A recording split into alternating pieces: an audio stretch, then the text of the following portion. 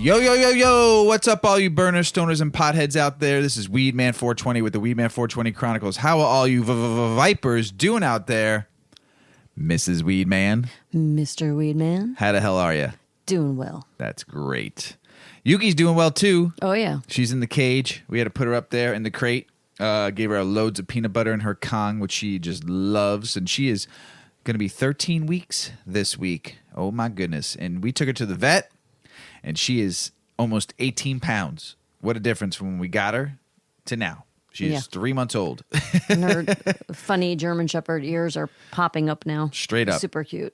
Super cute. And they curve in. They look, yeah, what she would looks you like, call that? She has like a uni ear. Yeah. It's like one ear. It's very cute. She Very tilts her cute. head. She's very expressive. Which I just read that when we were saying yesterday that dogs, they tilt their head to hear different sounds. Yeah. I didn't realize. I thought they were always just to be cute.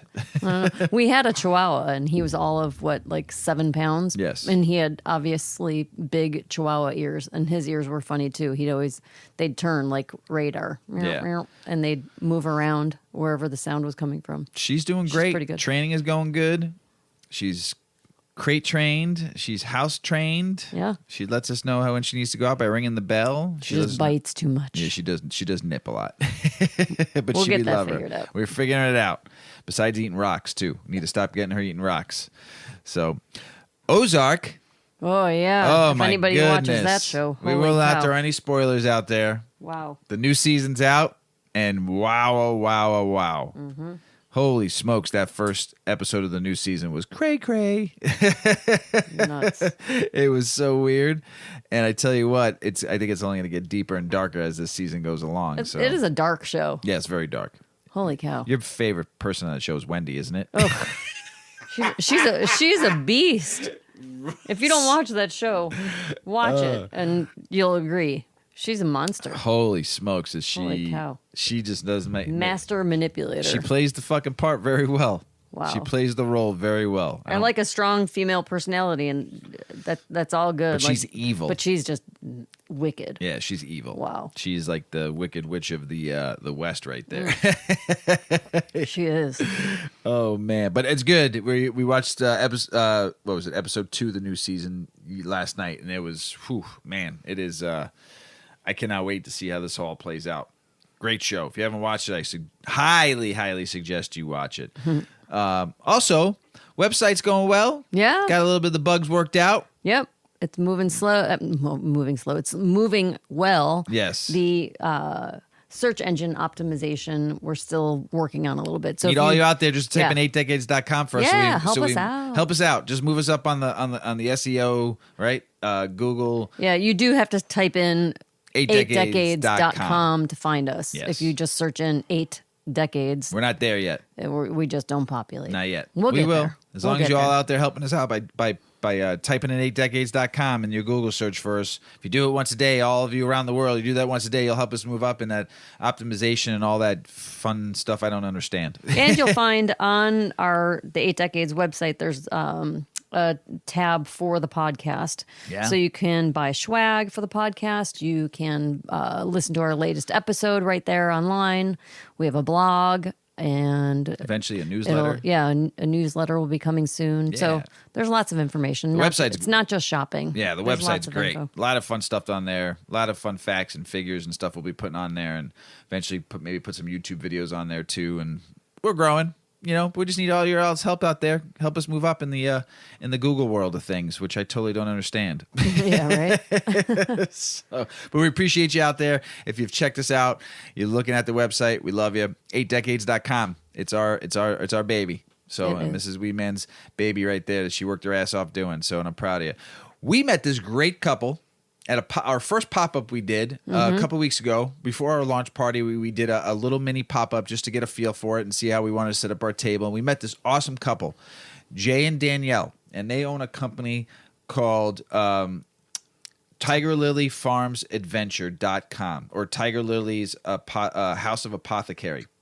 And they have a farm where they grow hemp, and I think he said 30 acres, and they have some great products, but they gave us a pre-roll. And this is not a THC pre-roll. So we are smoking a CBD, 100% CBD pre-roll, the first time ever on the Weedman 420 Chronicles show. And it is 19.4% CBD. And it's called Ricky Auto number 13. I looked it up. I didn't find any more information about terpenes in there and all that stuff. I mean, I scrolled the internet and couldn't find anything. So, but it's locally grown and crafted. It smells good. Smells very earthy. So Mrs. Weedman's going to light it up. I'm really curious. It smells just like cannabis. Yeah. It smells nice. It smells great. Citrusy. Yeah, it got a little earthy tones and stuff in there. It smells super I've never fresh. smoked CBD. Not straight. I don't even know we smoked a blend. We smoked like a 1-to-1 and a 4-to-1, but we've never straight CBD. Are we just going to feel like a body like? Let's find out. We'll find out. Yeah, like I said, I like the ratio stuff I've smoked in the past. That gave me a little bit of psychoactive and some body high. But yeah, we're gonna. Yeah, right there. Took that Yeah, first I pretty hit. much ate it. I'll try that again. Try that again. All of a sudden, I think I just had a flashback to like lighting a Marlboro Light. And I just like back when you were lit that back thing when you were in like your 20s. 25 years ago. I'm gonna try that again. Try it again. Here we go. There you go. You got it.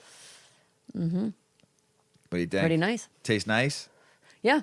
You can check their website out. They're a really nice couple too, Danielle and Jay. And I think they're raising bees. Yeah. They've got livestock. Yep. It seems like they're doing all sorts of neat things on their farm. And CBD is going to be part of the mix, from what we understand. Tastes good. Yeah. So I think we could just keep smoking it because we're not going to get well, high. you still get a little psychoactive if you smoke too much. So of CBD, it's been proven that it's not 100%, but you will real get subtle. Yes. So we might smoke it throughout the whole show, though. Sure.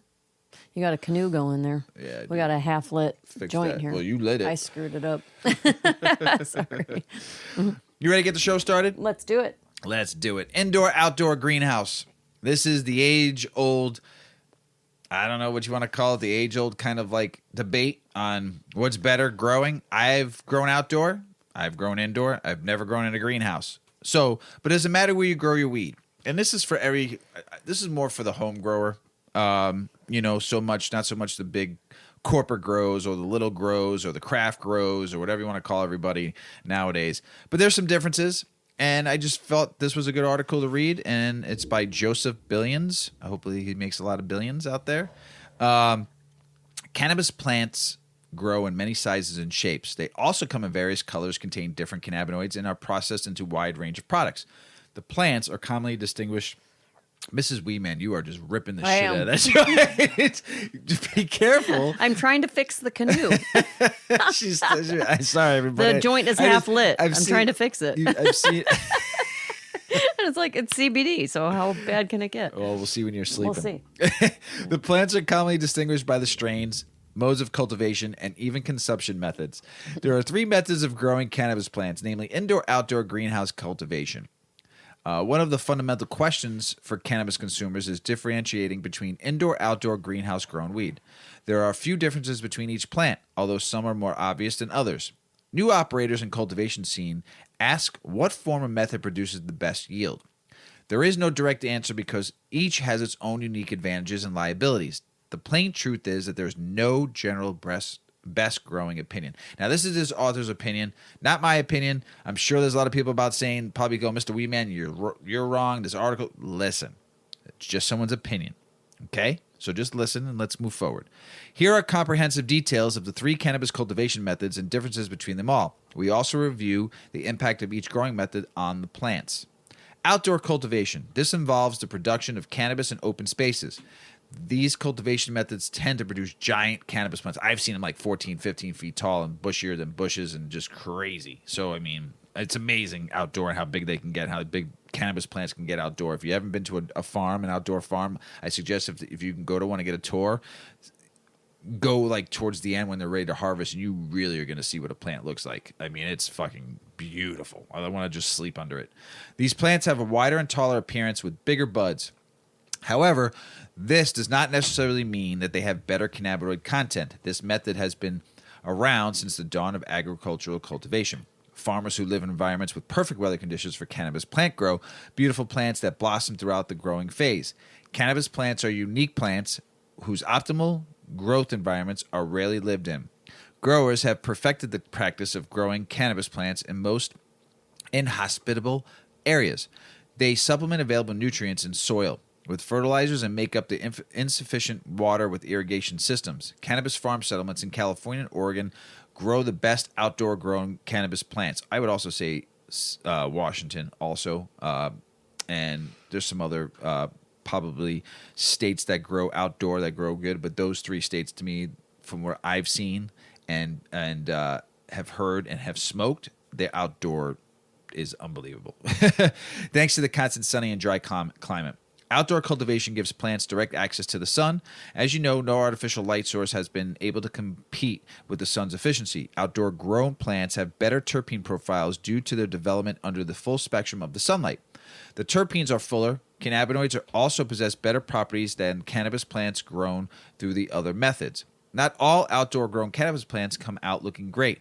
They are sometimes worn out by the elements, sunlight, wind, rainfall, etc. Due to this, the plant develops darker colors and thicker stems to adapt to the conditions. Outdoor cannabis can grow to incredible heights and sizes. They are often tougher and harder than indoor-grown cannabis plants. Outdoor cultivation is the easiest and cheapest method of growing cannabis. It is also best for large-scale cannabis production. The best strains for outdoor cultivation include Sour Diesel and Killer Queen. It's the author's opinion. Both strains are popular for the best heat-resistant and high-yield potential. Let's talk now about indoor cultivation, which I do mostly. So, indoor cultivation of cannabis began as a secret way of planting cannabis for the illegal traditional sector. Through this covert cultivation, growers discovered that the plant's growth could be controlled. A scientist described indoor cannabis cultivation as manual means of growing weed. The entire process involved in the plant's growth depends on how the farmer handles it. Unlike outdoor-grown cannabis, where nature dictates the growth rate of the plants, here the farmer can control the environment conditions to produce the optimal yield of the plant. How you feeling? I'm feeling good. Feel good, right? I got a little head. Not bad. Yeah. Not bad, but more like just relaxed. Like woo. Yeah. Woo-woo. Woo-woo. Indoor-grown plants are fine-tuned for better flavor and potency. However, they do not grow as big as outdoor-grown weeds. A lot of work goes into producing indoor cannabis. Yes, it does. The advantage of this method is the plants have a high trichome density. They are also less exposed to the elements like wind, sunlight, and rainfall. They tend to have a more even correlation that stays fresh throughout the growth duration. Growers prefer indoor cultivation because it's not dependent on seasons. The downside is that these plants are expensive to grow and maintain. Operational costs for energy to power bulbs, water pumps, fans must be considered. Strains that fare best when grown in these controlled environments include Strawberry Haze, Big Wreck, and Skunk. There's hundreds of you can grow indoor and outdoor. This is just the author's opinion. So, now, last one. Greenhouse cultivation, which one day I would like to have a nice greenhouse. That'd be super great. I would love it. Greenhouse cultivation is a combination of indoor cultivation and outdoor cultivation. It costs more than outdoor cultivation, but less than indoor cultivation. Cannabis grown in greenhouses have access to outdoor resources, especially sunlight. They are also located within secure and protected housing facilities, free from pests and extreme climate factors. This method is best suited for growers who reside in locations that are unfit for cannabis growth, those who cannot afford to finance an indoor cultivation space in particular. Cannabis seeds are grown in sizable transparent glass facilities. The sun can shine through these glass materials to increase the temperature within. The advantage of this method is that plants can thrive all year round. Energy costs are also reduced significantly as electrical appliances are mainly used during the darkest and driest periods of the year. So, greenhouse-grown cannabis plants are often free from molds, mildew, disease, and pest attacks. Even the vulnerable plants. Not all strains can thrive in glasshouse. Some of the strains best suited for this facility is Northern Lights, Jack Flash, and Tahoe OG. Opinion. Summary. The debate about outdoor, indoor, and greenhouse-grown cannabis will always be inconclusive. One winner cannot emerge from all three because they are all winners in their own right. That right there, that one sentence is great. Experts have stressed that there is no single best number of plants produced from three options. Growing your cannabis outdoors will result in bigger size, but not higher cannabinoid levels. Outdoor grown plants are often cheaper to purchase than indoor and greenhouse plants because of the lower cost of production. For the best results here, ensure the farm area has good soil, adequate rainfall. Use effective pest and disease prevention measures as well. Try to do it as organically as possible, of course. Growing your cannabis indoors will result in the plants with higher THC levels. However, the cost of something to consider. Equipment is expensive. It is. Also, your electric bill will go up a little bit. Not a ton, depending on how much you're using and how big your grow space is. I have a very small grow space, so my electric bill doesn't go up that much. But you do run those lights at 18 hours during veg, and then 12/12s on flower. So you're running electricity, plus you're running your fan constantly, plus you're running your filtration system of your filtration of with your coal, and so the air doesn't. So it basically drowns out the cannabis smell. So all that is running all the time, 24/7, lights 12/12, 18/6. So your electric bill will go up. But look at it this way. If you get a good yield, you don't have to go buy it from the traditional market or for a dispensary. So you're saving money all year round. Like I grew in my last grow 9 ounces. This grow, I'm probably going to get like 3. I only got one plant in a tent. I'm probably going to get like 3 ounces. So right there, 3 ounces, just say $200, $600 I'm saving that I'm not going and buying weed from a dispensary. That will last Mrs. Weedman and I a good amount of time. Plus I'll give some nugs out and then also turn some into edibles. So that will last me 90 days and the next grow will be done. So yes, it is some upfront costs, some mid costs, some back end costs, but the overall cost is nothing when you're not going to the dispensary or traditional market to spend. So it evens out. At the same time, greenhouse cultivation also produces moderately sized plants with suboptimal levels of THC. Ventilation, temperature regulation, power sources are some of the most important factors to consider for the best indoor grown cannabis plants. So I have not grown in a greenhouse. I've seen them. I think they're beautiful. One day I will have one. One day I'll be able to do all 3 and have fun. But like I said, to me, just grow weed. You know, I liked his opinion on it. I thought it was great. Explained a lot between all 3, so hopefully that helps. I lately do smoke some weed while I'm working. I do. I didn't always, but I do now, more so than ever since COVID. And I find myself enjoying it.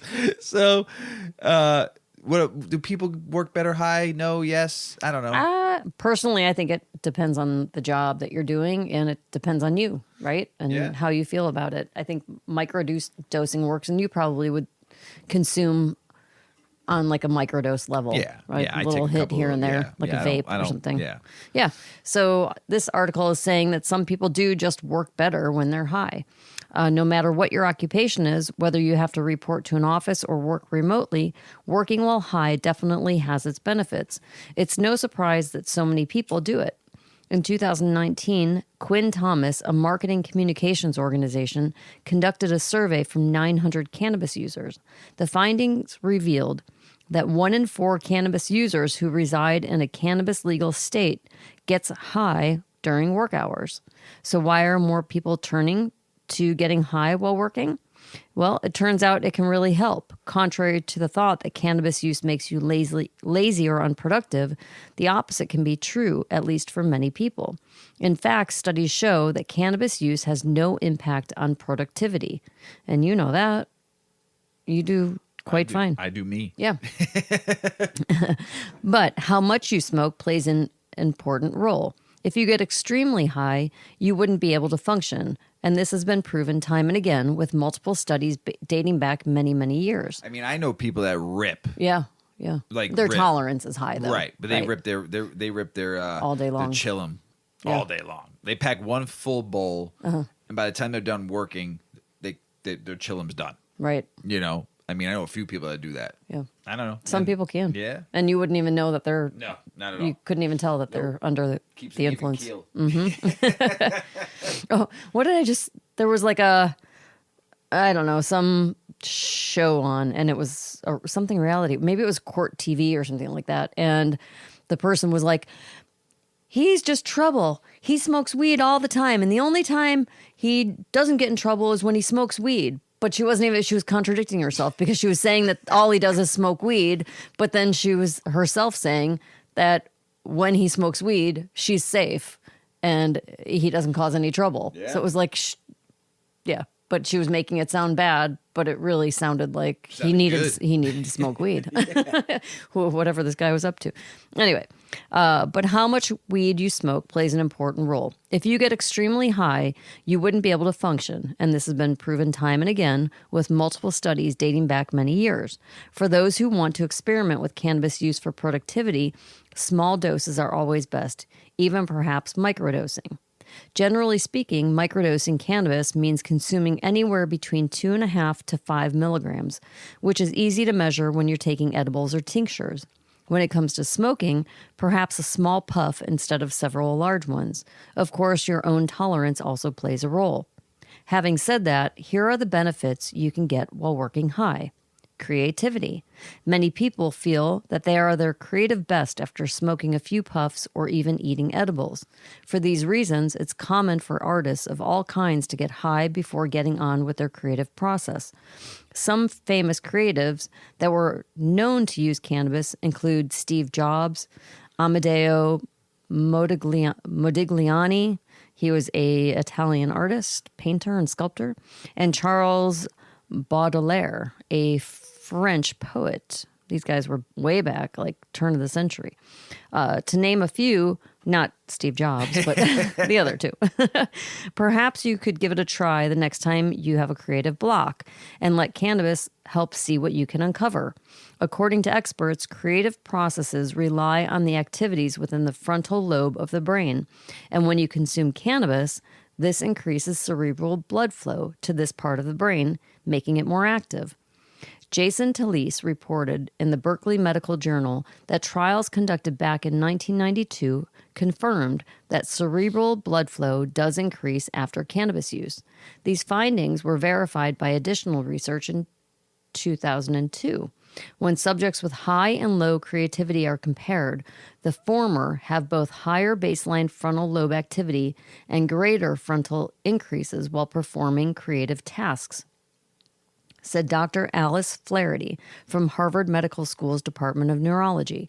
Cannabis is a stimulant, and most stimulants, in a short term anyway, boost output of all kinds, she added. It can also help you with problem solving. The ability to solve problems more efficiently is an important skill needed at work. Biologically speaking, it's the ability to connect abstract thoughts, which can also be referred to as divergent thinking or lateral thinking. Divergent thinking skills are essential in problem solving. It enables people to be motivated to find new solutions for challenging problems, look for new opportunities, have a broad outlook, and get excited to learn. A study in 2014, which was conducted by Leafly, revealed that if you want to use cannabis for creativity, dosage is critical. They found that low doses of THC, like 5.5 milligram dose that was used in the study, led to improvements in divergent thinking. Meanwhile, a 2015 study conducted by researchers at the University College London revealed that THC was linked to better divergent thinking among 15 human subjects. It can help you with focus and clarity. The truth is that for many of us, focusing at work can be difficult. There are countless distractions all around us, from the internet and mobile phones, our immediate environment, or perhaps some underlying condition, such as attention deficit or ADHD, attention disorder with hyperactivity, chronic fatigue, and others. Cannabis use has been proven to help people with ADHD, and that's proof enough that it can help you focus at work. You don't need Adderall and other harmful stimulants. Cannabis is safe and well tolerated. You can even have a few puffs with your morning coffee to help you better focus at work. A report in 2008, which was discussed to the International Association for Cannabis Medicine, revealed that THC was beneficial in contributing to behavior improvement as well as overall performance in subjects with ADHD. It can help with working memory. If you want to be successful at your business or job, working memory is important. Working memory helps us retain information for long periods of time. It also aids in following instructions and concentration. Being able to remember which task needs to be done, which employee needs extra attention, problem areas at work to address, require working memory. And contrary to what the stereotype says, cannabis users aren't forgetful. A 2018 study conducted by researchers from the University of Florida involved animal subjects and found that cannabis smoke improved working memory accuracy for the rats who inhaled it. Placebo smoke did not affect working memory accuracy, they wrote. There were some differences found when they studied the performances based on gender, though the results were still incredible. So there you have it. Cannabis helps the human brain in many ways when it comes to work. If this is something you want to try out for yourself, just remember to start with small doses. Pretty cool. Yeah. Yeah. Like I said, since COVID. And maybe start on a work from home day. Or like, say you're at home and you've got some tasks, like a to-do list at home of things to do. Maybe start with consuming cannabis while you're doing that, like a home project. Yeah. And see how comfortable you feel before you take it out to a work day. I don't know. If you're smoking it and you're smoking a microdose, 2.5 or 5 milligrams, one puff, if it screws up your morning at work, an hour later, you're going to be feeling fine. Yeah, so it's not the end of the world. Not the end of the world.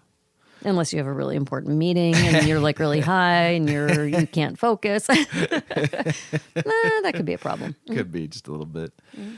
The science behind cannabis trichomes. I've read a few articles from this journalist, Alexandria Hicks, and I really like her. She always has good articles. So when determining the quality of cannabis flower, one of the visual characteristics you'll be looking for are always lovely crystals that coat the outside of high-quality nugs, formerly known as trichomes, the most important compound in the cannabis plant.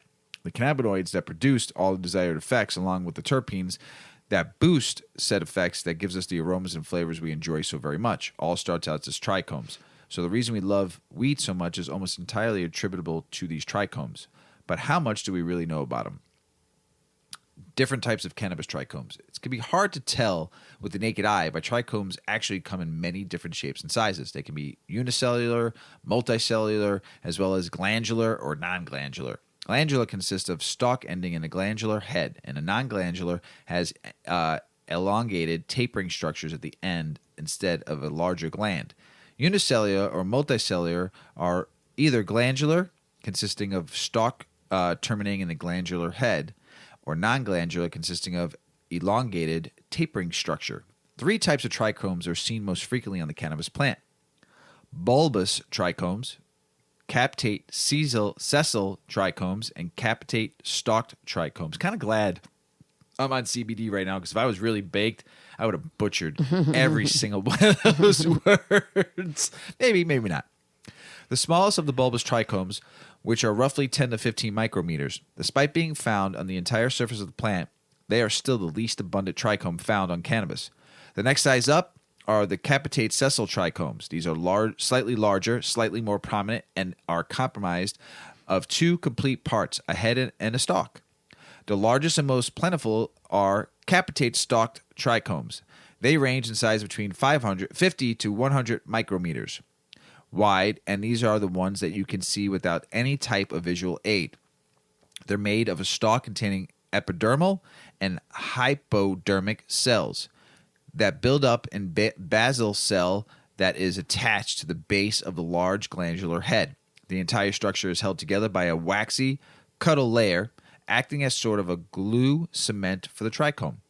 Within the capitate stalk trichomes is where all the cannabinoid and terpenoid magic happens, as these trichomes are responsible for the synthesis of the fun compounds.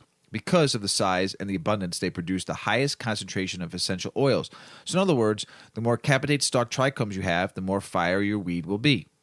How are they created? When cannabis plants move into their blooming stage, that's when the trichomes begin to form. Trichomes develop along the outer surface of every exposed part of the plant, so basically everything except the roots and some sections of the stems.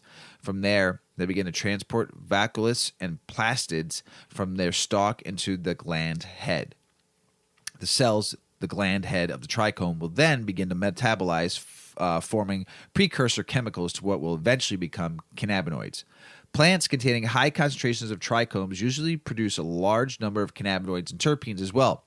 But that's not always the case. Both genetics and the growing environment have a significant impact on the development of trichomes and the rate which they convert to cannabinoids and terpenes. According to Patrick Bennett from Leafly, variables such as UV light greatly affect cannabinoid and terpene synthesis within the trichome head. Typically, the plants that receive a broader spectrum of light will produce higher concentrations of cannabinoids, though in many cases these reactions will be strain-specific. The life cycle of a cannabis trichome. The life of a trichome is incredibly similar to that of a cannabis plant itself, in the sense that they age at the same rate.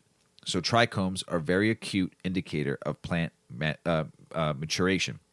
Throughout the life cycle of the trichome, the opacity changes from almost translucent in its early stages to a misty white and then turning darker amber hue towards the end. This can vary based on the strain, but regardless, trichome coloration is the go-to standard for determining whether your buds are ready or not.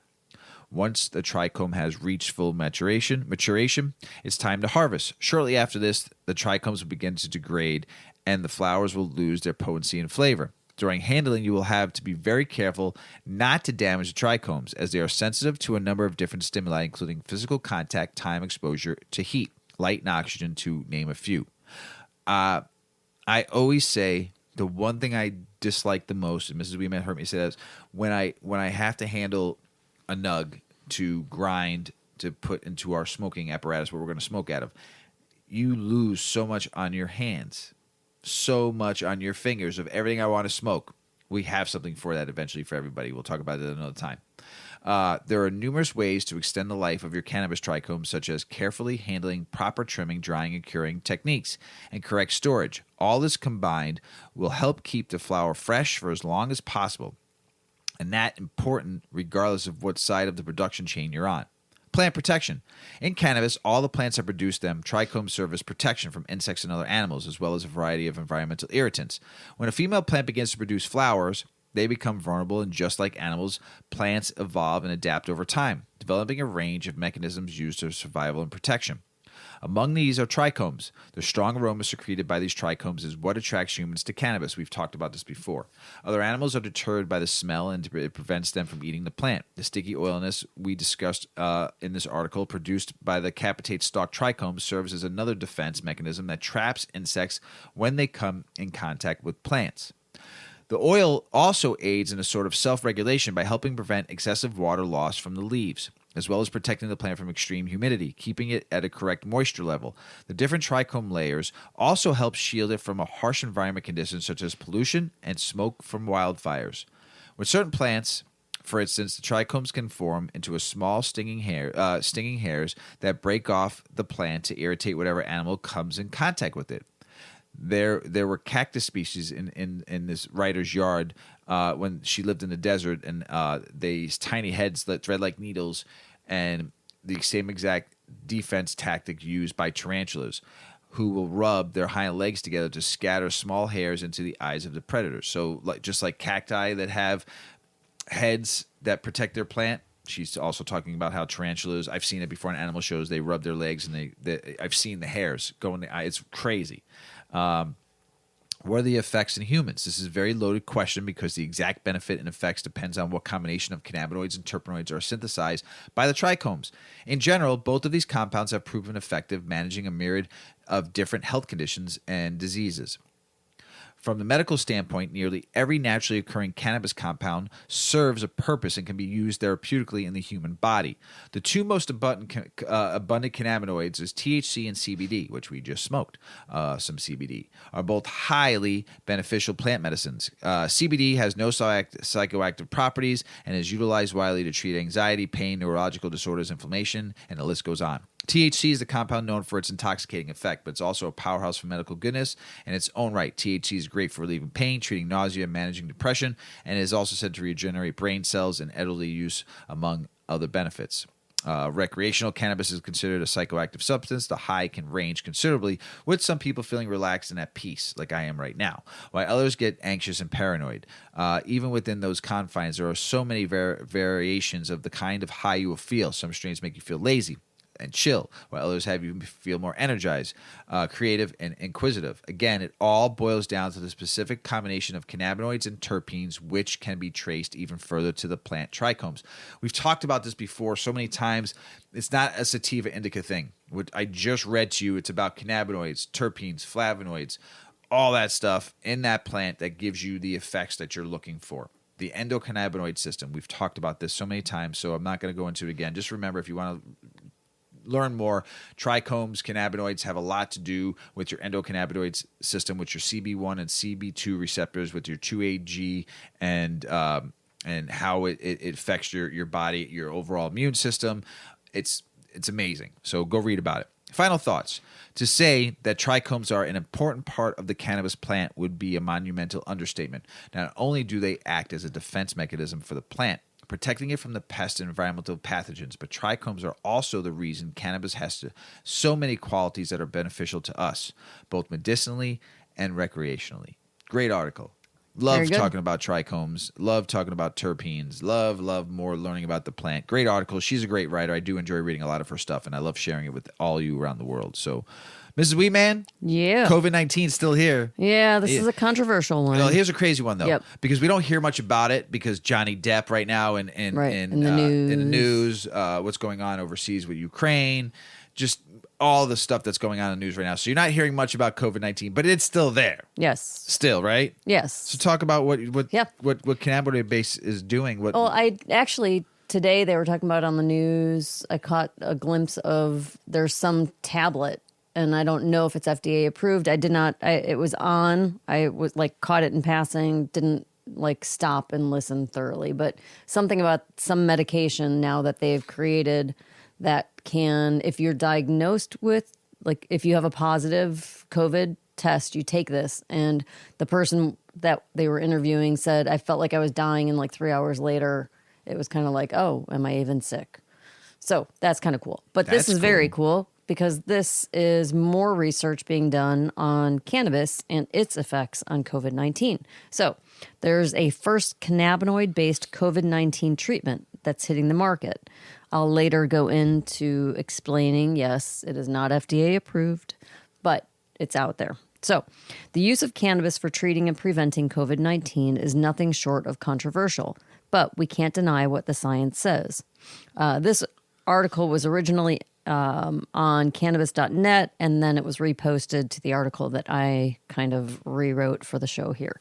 So it's been 2 years since the pandemic struck, and while for many of us life has gone back to normal, there are still thousands of people who have or are going to get COVID-19. But thanks to science, vaccines, and medications, even more lives have been saved. However, that doesn't mean the fight is over. The virus still very much exists around us, and that's why we need more advanced treatments. Thankfully, researchers have found that cannabis, hemp, and their therapeutic cannabinoids have the potential to fight and treat COVID-19. A company has developed the first product based on cannabinoid acids designed to prevent and treat COVID-19.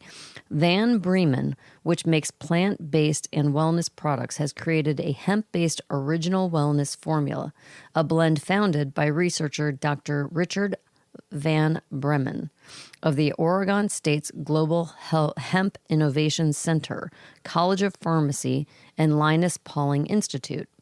Dr. Van Bremen launched his company after it was discovered that some cannabinoid acids within the hemp plant are beneficial for treating and preventing coronavirus. Last January, Dr. Van Bremen's research paper titled Cannabinoids Block Cellular Entry of SARS-CoV-2 and the Emerging Variants was published in the Journal of Natural Products. It was a breakthrough for the industry and the world as a whole, as scientists were still struggling to find means of preventing and treating this mysterious virus. They intend to submit the formula to the Food and Drug Administration for approval soon. We believe in elevating the conversation by bringing doctors and scientists to the table and delivering a product we can stand behind, company co-founder and CEO Jacob Crabtree told Benzinga. Van Bremen's wellness formula is that product. Our goal is to achieve optimal health with the use of plants and science, transforming the way we view complementary medicine, Van Bremen said. Cannabinoids, such as CBGA and CBDA, are not controlled substances, like THC, the psychoactive ingredient in cannabis. These cannabinoids are abundant in hemp and have a positive safety profile in humans. We are extremely proud to offer our first such hemp-based products to consumers. The Wellness Formula product's original flavor is pineapple, with more flavors to be developed soon. It's designed to be applied sublingually and is a full-spectrum cannabis product with 124 milligrams in each serving. Dr. Van Bremen led his study, which found that CBDA and CBGA were the most promising cannabinoids for fighting SARS-CoV-2 spike glycoprotein. In the trials, they found that it was successful in blocking the human epithelial cell when a pseudovirus expressed the spike glycoprotein. It was also significant that both cannabinoids derived from hemp were successful stopping the infection, as well as its variants, including the beta and alpha strain. The study authors indicated that the concentrations needed to stop the infection of 50% of the viruses was achievable clinically. Clinical trials are absolutely necessary to prove that the mechanism of action that we've identified in small molecules actually can prevent infections in humans or shorten the course of COVID infection in humans, Dr. Van Bremen told The Sun. The use of cannabis for treating and preventing COVID-19 is nothing short of controversial. It has garnered strong media attention, but we think this is warranted.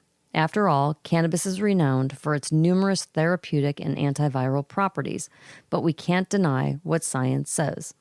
Another recent study suggests that CBD may help prevent and treat the dreaded virus.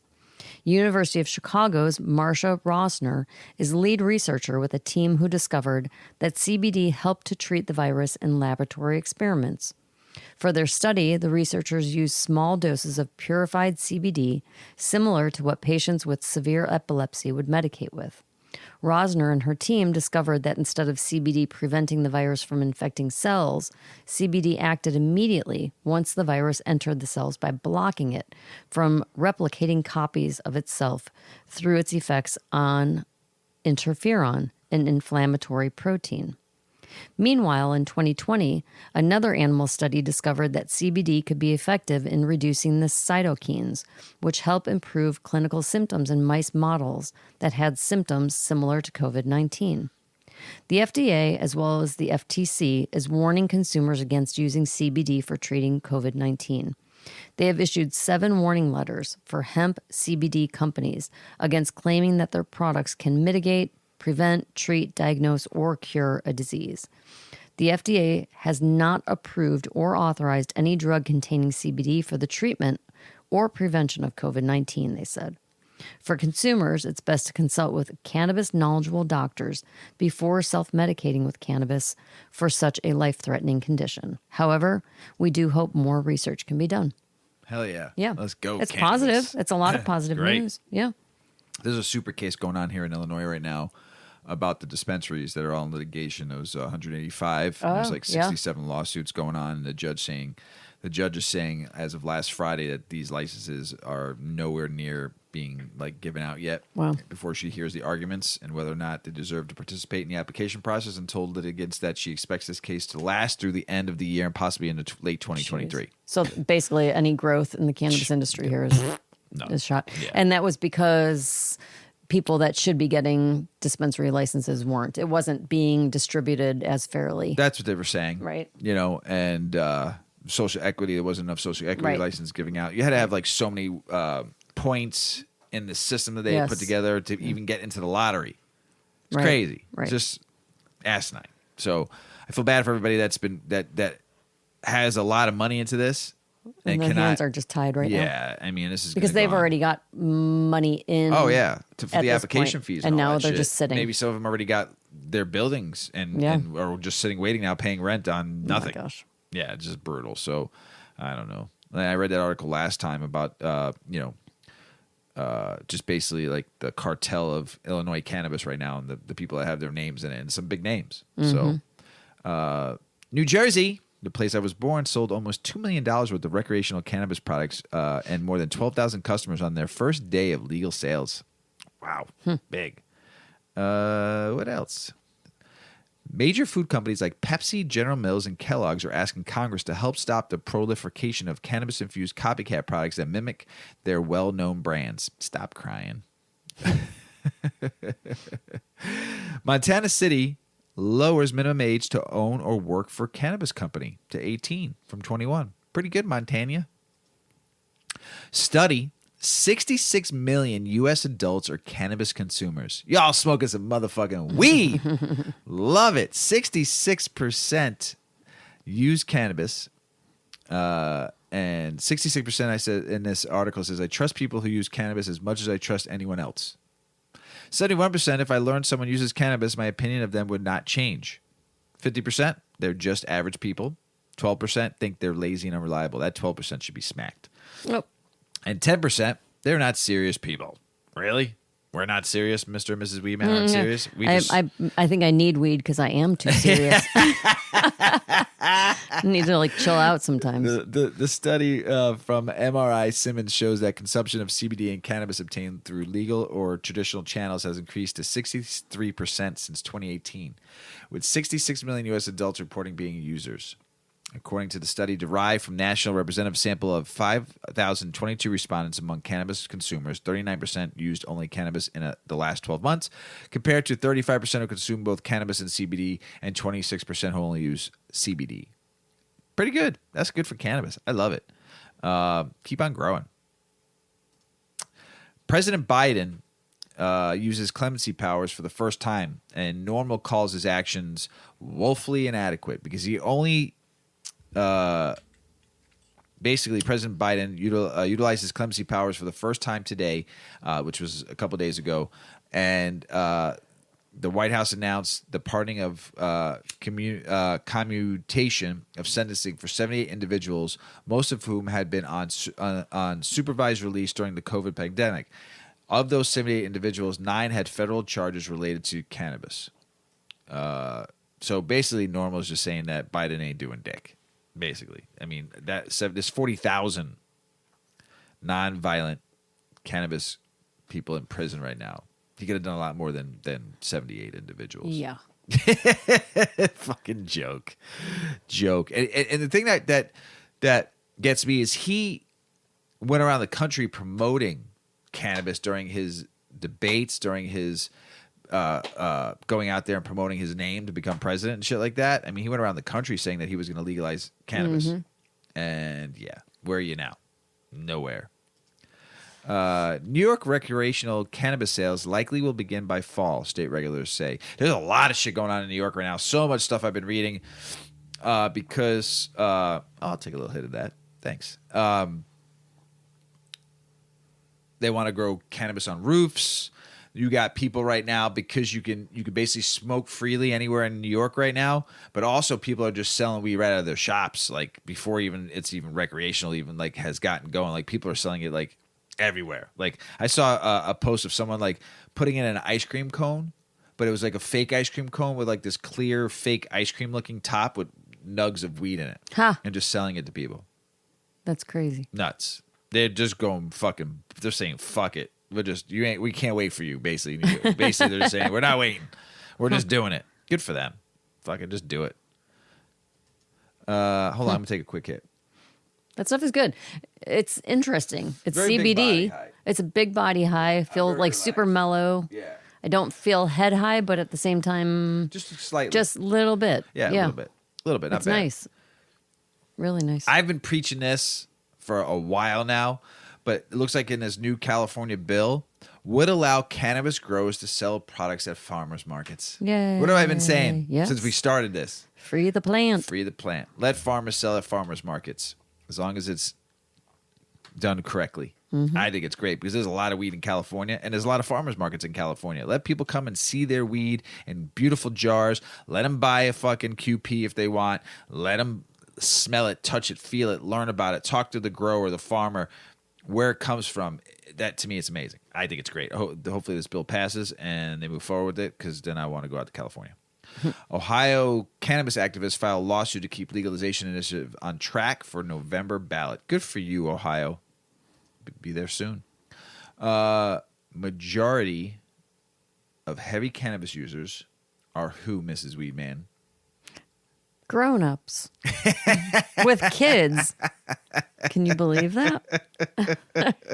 And we just talked last week about parenting on cannabis, right? On the last episode. Yeah. So take it to us. I mean, I don't doubt this at all. When I read this and said this over to you, I'm like, this is like, yes. Yes. Makes sense. The majority of heavy cannabis users are parents with minor children. I did not consume weed when we had minor children. I think I would have done better. In a different way. Not better. I think you were a great mom. I was a good mom. I feel good about my mommy. You were a great mom. But I feel like I would have been more chill. You know, like now there's like this trend of parenting where you just let your kid be and you don't parent, which is like, I probably would be quantified as a helicopter mom in the sense that I was so afraid of the kids getting hurt and always like, but trying to teach them like, oh, that you could get hurt doing that. Oh, you shouldn't do that. You could get hurt. Don't. And maybe if I smoked a little weed, I would have been like, fucking do that shit. Let's see what happens. I'll be here. I'll catch you. Yeah, I would have let them explore a little bit, you know?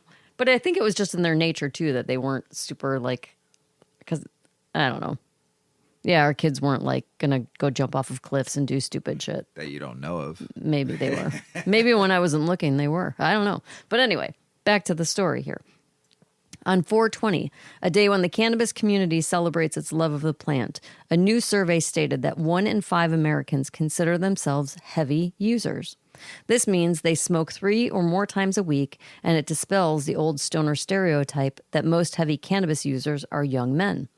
The study, conducted by Receptor Brands, a cannabis-focused creative services firm, Sister Mercy, a Canadian cannabis marketing firm, and YouGov, a global opinion and data company, concluded that 43% of those studied self-identify as female, 54% are over 35, and 55% are parents of children under the age of 18. Other findings include that roughly 1 in 8, or 12% of Americans, consume cannabis daily or multiple times a day. 33% of daily cannabis users increased their consumption to this rate within the last 12 months. 50% are in a committed romantic relationship, including 32% who are married. 46% are age 18 to 34, and 54% are 35 and older. Damn. Discussing these findings, Allison Disney noted in a public statement the counterintuitive element to these findings, as most of these heavy users did not view themselves as prototypical stoners, nor did they associate their behavior with that trope. These consumers indicate they're using cannabis weekly or daily for its functional benefits, such as relaxation or sleep, and many of them, especially parents of young children, stepped up their consumption within the past year, said Disney. In addition to consumption frequency, the study also focused on heavy users' preferences for procuring cannabis, as well as the types of cannabis they routinely consume. Here's a sample of those findings. While the majority of heavy users, 51%, purchase from a legal dispensary, 38% source their cannabis illicitly through unregulated dispensaries, mail order, or a dealer. 26% of heavy users procure cannabis from a friend or family member's home grow. 53% of heavy users, 53% of heavy users prefer to consume flower. 39% of heavy users prefer to consume edibles. And both heavy users and light users, those consuming twice a month or less, are likely to try new products when shopping for cannabis. The study polled nearly 2,800 adult Americans in March of 2022. That's pretty cool. Parents. Mm-hmm. Smoking that weed, yo. Yep. Got to do it to get through that day. Yeah, right. International news. This is very sad. Amsterdam mayor plans to move forward with tourist cannabis cafe ban. Sad. Because people go to Amsterdam. So the whole red light district is going to change? No, that's different. That's different. The cafe district. Red light district is prostitution. Oh, wrong place. I thought it was all kind of in the same area. No? Cafe district is like where you can go and consumption lounges. Yeah, consumption lounges and stuff. So, but it looks like I know a lot of the coffee shops are arguing this, but it looks like he might pass this, which is totally bullshit. It's going to ruin their tourism unless they don't want it. So it'll hurt. Come on, Amsterdam, don't do it because I haven't been there yet. Argentina creates regulations from cannabis-based medical products. The government of Argentina is certainly moving with the speed to establish a regulated cannabis industry. That's awesome. Good for them. So I hope they do it. They have, looks like the Minister of Health is to protect, promote, and improve the health of the population through the regulation of cannabis-based products. Good for him. And they want to put the patient first in Argentina, not the industry. That's even better. Better. Good for you, Argentina. Good for you. Can't wait to come down there one day and smoke some of your weeds. Switzerland aims for summer to start a recreational cannabis trial program. And Europe's latest recreational cannabis trial program is set to begin in Basel, Switzerland this summer. The program will involve only about 400 people. It's a start. We'll only be able to buy recreational cannabis products from certain pharmacies. That's kind of cool. Hopefully that works out. Then everybody in Switzerland can smoke weed. I'm going to butcher this, and I know I know how to pronounce it, and maybe I don't. So, is Oaxaca leading on Mexican cannabis? A couple weeks ago, a nonprofit organization comprised of local indigenous cannabis growers gave indigenous individuals and communities 26 medical cannabis growing licenses issued by Mexico's Federal Commission for the Protection of Against Sanitary Risk. Around the same time, the government of the state capital wrote to nonprofits and NGOs to say that because there is no municipal regulations banning responsible cannabis use by individuals in public spaces, local policemen will not be instructed to bother cannabis consumers in the capital. Hell yeah. This follows the Mexican Supreme Court's decision last year deeming unconstitutional the prohibition to grow and consume recreational cannabis. That's awesome. Hell yeah. So stick with it. Keep it going. We had the most fucking unbelievable munchie bar ever at our launch party. We did. Unbelievable. Hands down. Just like unbelievable. If you all looked at our Instagram, it was off the chain. It was like impressive. It was pretty good. It was impressive. Mm-hmm. And we came home with maybe about a quarter of it. And I've been eating and justifying like way too much snacking. Well, I could just have one more bag of Doritos. You've been doing a damn hell of a job though on the candy. I mean, like crushing it candy wise. I mean, there's some good candy in there though. Yeah, I've been getting carried away. I'm not telling you to stop. I think you're making fun of me. No, not at all. I'm impressed how well your candy choices were for the launch party. That now we get to eat it. I've been picking at it too. You have been picking at it. Not crazy, but I've been picking at it. Yeah. I grab my one piece here, one piece there, but I fucking, those high chews are the shit. Oh my gosh. How haven't I not eaten those my whole life? They're so good. Those are really good. Anyway, we have this is kind of a past tense article. This is about fast food restaurants and weed munchies and grading the best fast food 420 munchie specials. So kind of old news, but a fun article. And I think if you like fast food, take note on the companies that I talk about, because then next year, maybe in March, you're going to start looking to see what they have on their menu for the 420 extravaganza. So, fast food and weed munchies. Which fast food joints stepped it up in April with the best 420 munchie specials? To some, it might come as a surprise that fast food chains have always played a huge role in catering to cannabis consumers. The special 420 holiday gave us a good reason to quickly take a rundown of top joints offering special deals for cannabis enthusiasts. The list includes, but is not limited to, Wingstop, Del Taco, Chiba Hut, Jimmy John's, Chronic Tacos, Fat Burger, and Jack in the Box. A new array of cannabis-inspired 420 deals shows that many fast food chains are beginning to warm up to cannabis. This is because the demand for munchies has grown considerably in recent times, and the outlets are trying to keep up. Many fast food chains got creative this year and went all out with marketing. They did not hold back. Some introduced rolling papers, added terpenes, free delivery, and other added incentives. Here's a rundown of what some of the biggest fast food chains had in store this year. Wingstop. The About April 18th through the 22nd was a wonderful period for cannabis lovers at Wingstop. The popular food outlet treated cannabis lovers to a special terpene-infused flavor, blazed and glazed. The special treat was available nationwide and could easily be ordered at wingstop.com or through their app. The brand described this treat as a second-best herbal experience their customers could get on 420. The treat had a unique blend of terpenes, hemp seeds, strawberry, and cayenne pepper. That would have been really good. Right? Yeah. Yeah. Yeah. Yeah. As a munchie. As a munchie. Not a meal. Yeah. A munchie. Come on, Mr. Weedman. I feel you. Mr. Weedman is not the big, like, munchie guy when it comes to smoking. I like certain things. He has such willpower.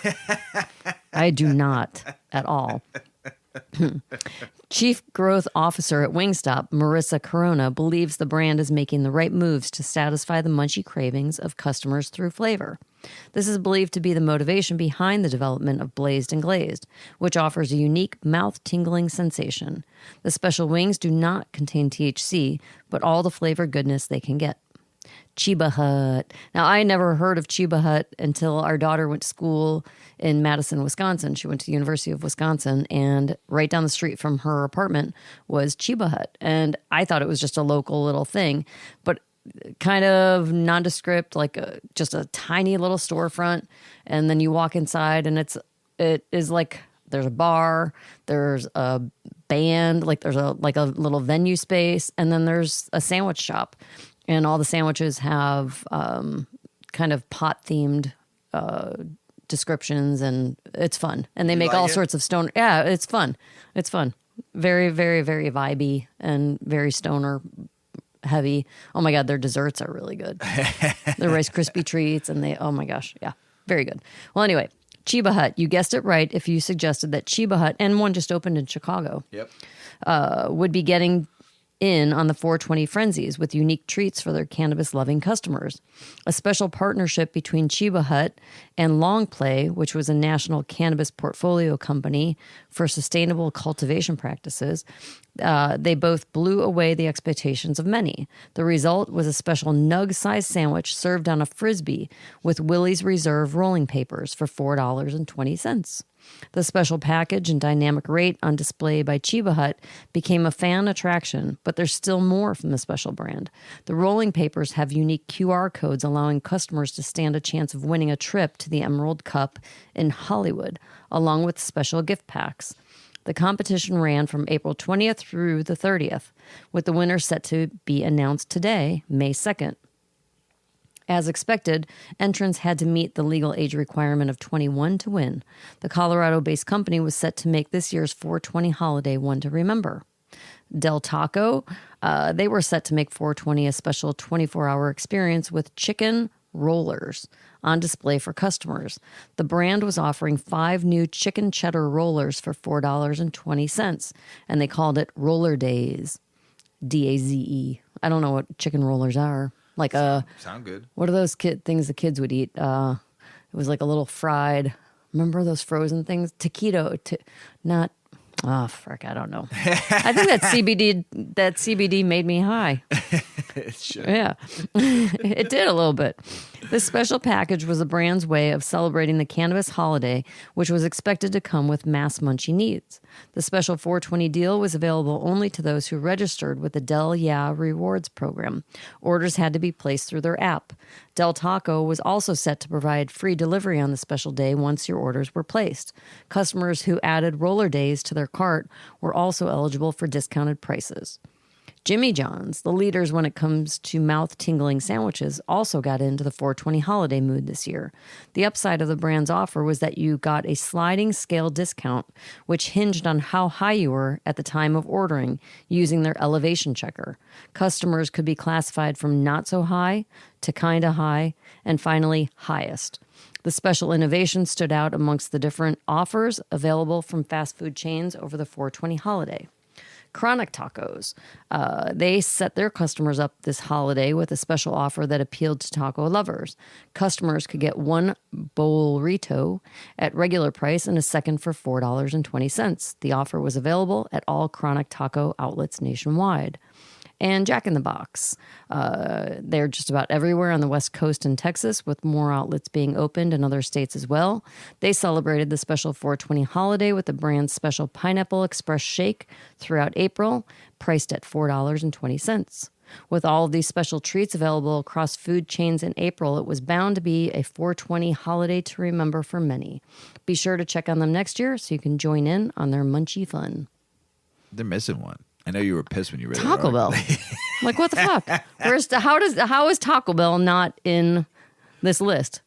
They have to do something, right? I don't know, but you were disappointed that they didn't mention like, that. Wait a minute.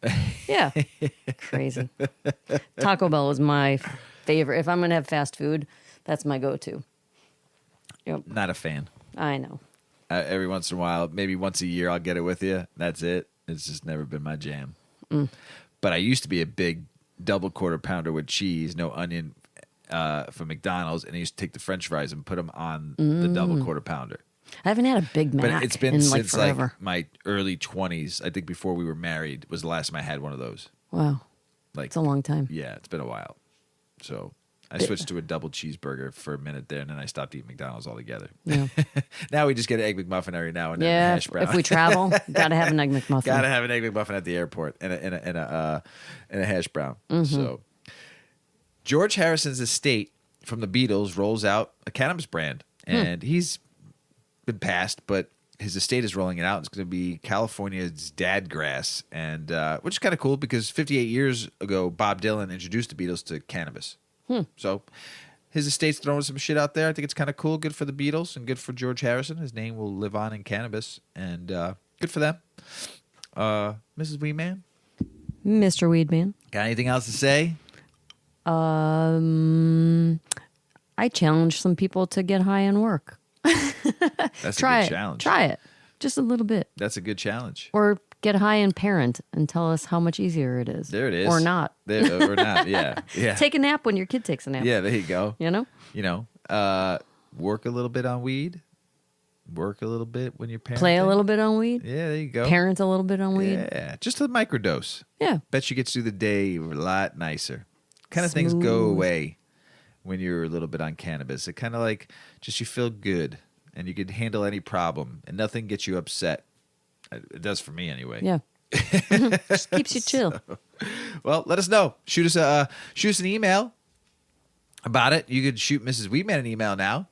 Yep. Yeah. So 8decades.info or info@8decades.com. There you go. And actually, everything you want to know, all of our social media for both the 8 Decades and Weedman 420 Chronicles is now on our website. Mrs. Weedman, what is our website? www.eightdecades.com. 8decades.com. You don't even have to do the www if you don't want to. It's just 8decades.com also. All of it's on there. Yeah. And you'll even learn about Mr. and Mrs. Weedman. Yeah. Kind of crazy. It's not that exciting. No. But you can see who we are. The mask, if you're curious. The masks are off on the website. Eventually to be off fully once it goes federally legal. So, but yeah, we love y'all out there. Thanks for listening around the world. We really appreciate it. Thanks for giving us all the support and love. And like I said, just check us out. And hopefully you like what you see. And as Paulie always says, smoke smart. Puff, puff, and away. Puff, puff, pass.